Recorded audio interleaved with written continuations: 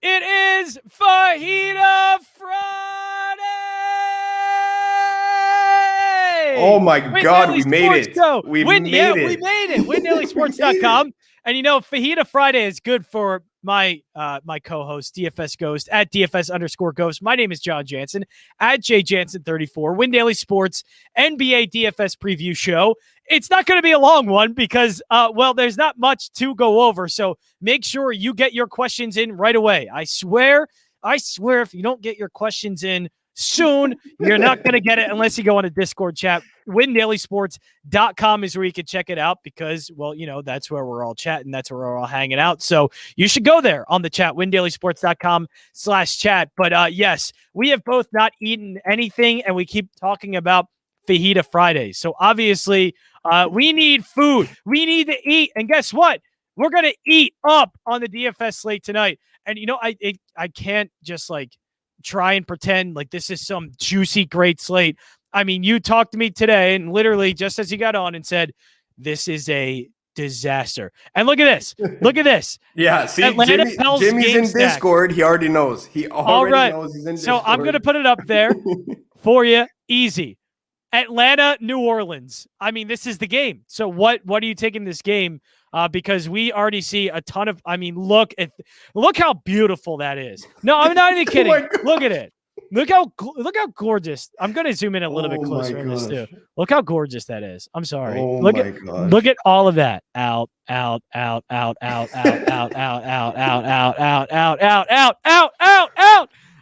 So somebody's got to play. Somebody has to score. Where are we going here?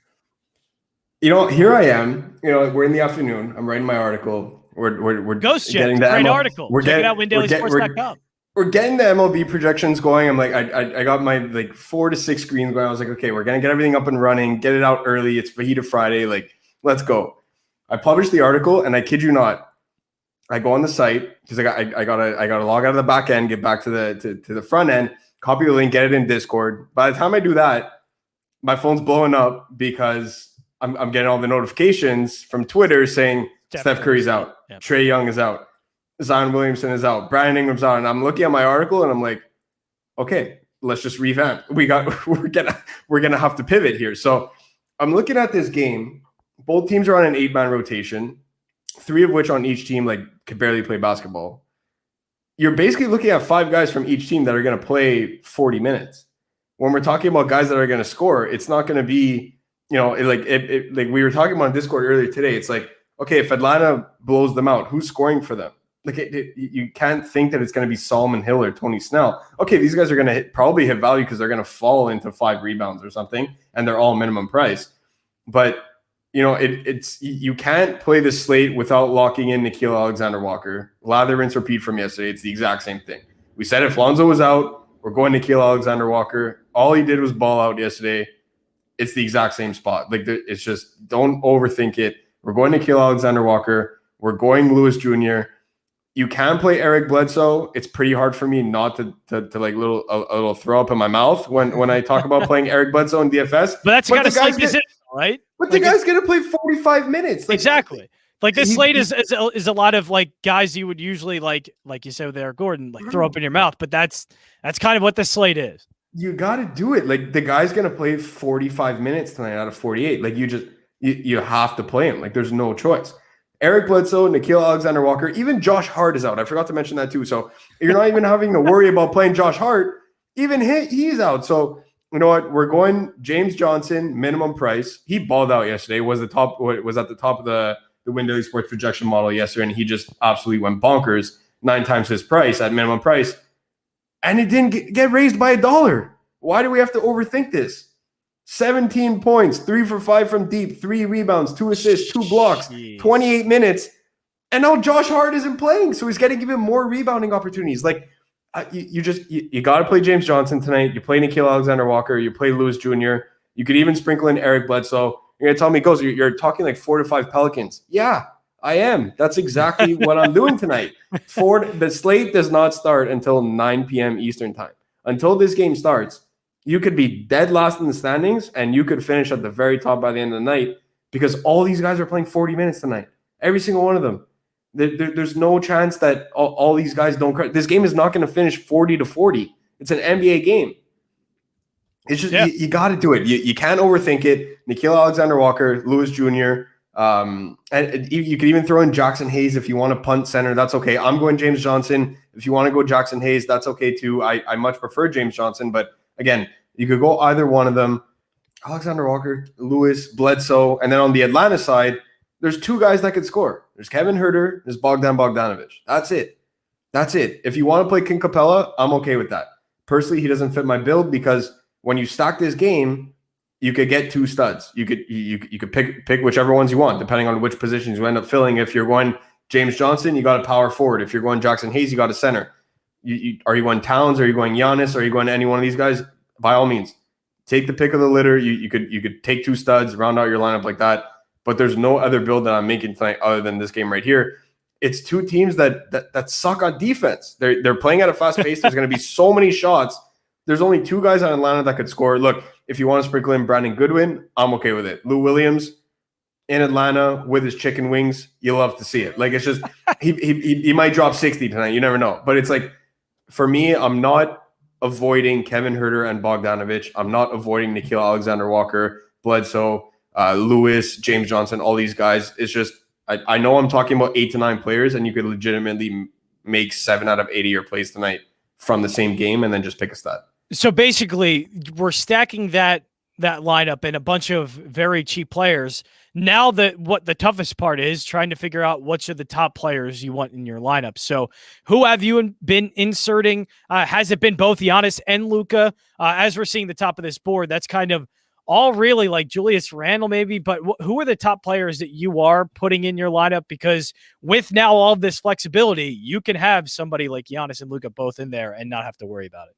Well, that's exactly it, right? So when we end up rounding out our roster and we're picking two of these studs, right? Like, I would put Giannis, Luka, Towns, Dame, and I would even throw Julius Randle in the conversation, especially if you have an empty power forward spot. Like, Dallas is a bottom 5 defense in the entire league, and they're 28th in rebounding. Sure, they don't give up a ton of assists, but like, Julius Randle is one of the most versatile bigs in the league right now. And I could confidently say that, like, he's having a career season. So we're talking about a guy that can score, talking about a guy that can dish the rock. He rebounds well. He leads the team in every scoring category that there is. Like, Julius Randle is in that conversation tonight. If we just talk about all 5 of them, look, you're going to want to get exposure to that Milwaukee-Portland game. If this game wasn't a colossal disaster on the slate, Milwaukee-Portland would be the game that I would want to attack the most. But because of the amount of value that's in that New Orleans-Atlanta game, I don't even want to say I'm coming off that game. It just limits my amount of exposure that I'm going to it. So if you have the luxury of running a Giannis Dame 1-2 stack, that's perfect. You know, Milwaukee has quietly been playing at a top 3 pace in the NBA this season. Like, they're really pushing it. Brook Lopez is coming off the court. They're running Giannis at the 5. He's going up against Nurkic, who's likely going to be limited again tonight to 15 to 20 minutes. And then when he comes off the court, he's got Enes Kanter's defense. Like, okay, has Giannis been putting up MVP standard numbers where he's dropping 70 plus? It's been a couple games where he hasn't. You know, he did it a couple weeks ago, but it's been 3 to 4 in a row now where, you know what, he hasn't been dropping that 70 plus. But we're looking for raw points here. We're looking for, when we're stacking the New Orleans-Atlanta game, who are the two guys that are going to score the most points on the entire slate? Because we have that luxury. You can get Giannis and Luka in a stack with New Orleans-Atlanta. You can get Dame and Giannis. You can get Dame and Luka. It really depends on what positions you're doing.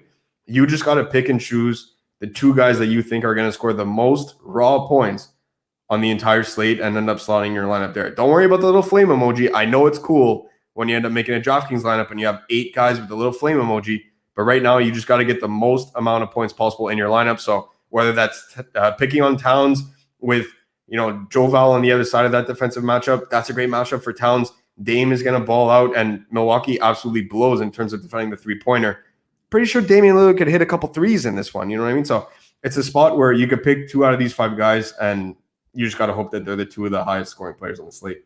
So I know obviously you go after the top players like Giannis and Luka. Is there anything like a little bit down that you would go after? A player with the matchup so good that you're probably not spending your entire salary and you're going to leave some money there on your DraftKings lineup, but one player that you're still looking for, even if he isn't at the top here.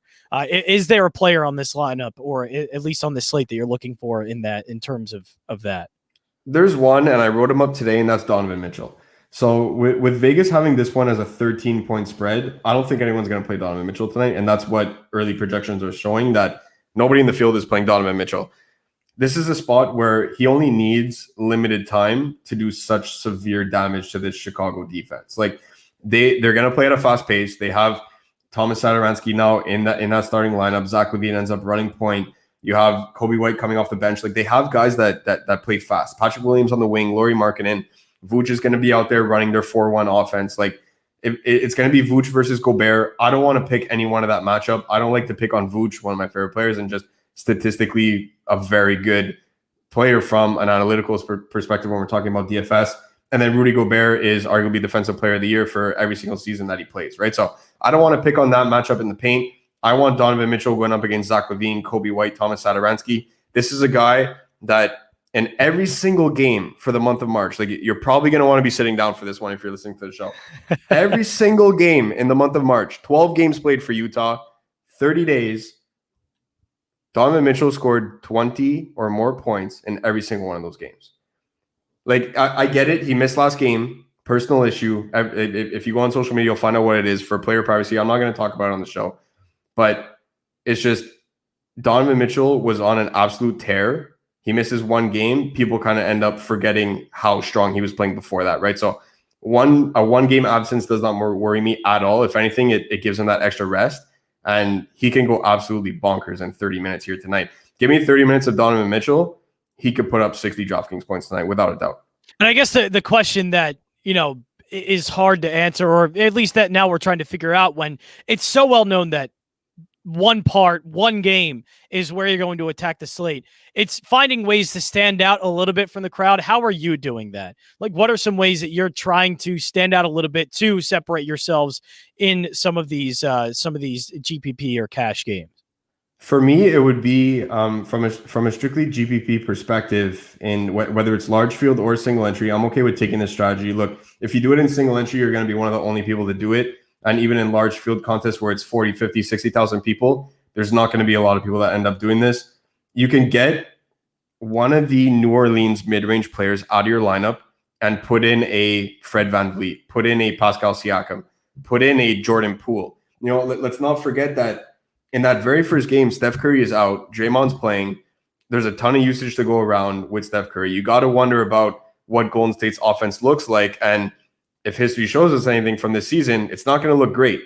But Andrew Wiggins, you know what? I'm not playing Andrew Wiggins tonight, but I know some people end up looking at him. If it's a day ending in Y, I don't play Andrew Wiggins in DFS. That's just one of my things. Can't do it. I don't play Andrew. Nope. I can't do it. I just can't do it. But a guy like Jordan Poole would interest me. No Kyle Lowry on the Toronto side for my Raptors tonight. That defensive unit really struggles with the absence of Kyle from that lineup.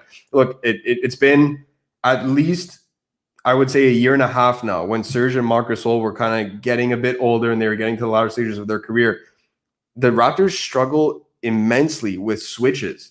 When you end up having players that they're running a pick and roll and Siakam has to come off Draymond to end up guarding Jordan Poole on the outside. Like they struggle immensely with having to switch from player to player.